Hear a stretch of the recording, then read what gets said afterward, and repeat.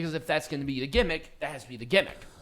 Let's talk about Roosh versus Dragon Lee brothers facing off. This was a great match. It was.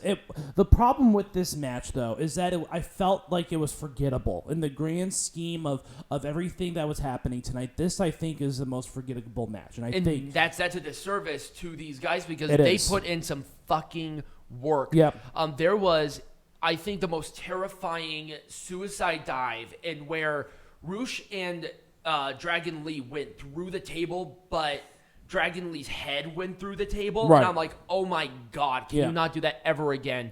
I just thought the pacing was really good. The structure of it was fine. Yeah. But I agree with you in that this should have been more of a showcase than it was. Right. It just felt lost in the shuffle of other good matches. And here's the thing, too, is that this is the only non-title match on the show.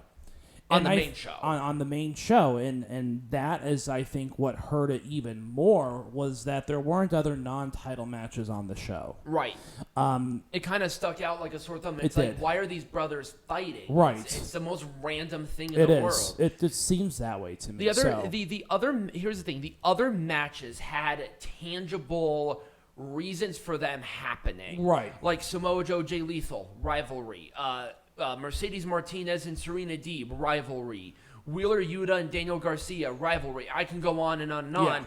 Other than maybe the World Six-Man, this one did not have a rivalry going into it. They did not showcase Dragon Lee. They barely are showcasing Roosh right now, so that doesn't make any sense. Mm-hmm. So, and, I think this is an issue with Ring of Honor shows in general right now until they get a weekly television deal, is that it just feels like AEW with just different wrestling. You know what I mean? It's like, oh, here's this other thing that we own, and we want to do things with it. Something like Ring of Honor, and I think in a way we were spoiled by it, but Ring of Honor really needs that weekly TV show back, even if it's like maybe not good, is that we're so used to it, and the fact that they have titles and they want to start rivalries, you got to have something to showcase these wrestlers more on a scene. It kind of feels like AEW did in the beginning before their weekly television deal was signed. That's kind of the feeling I get. I can see that.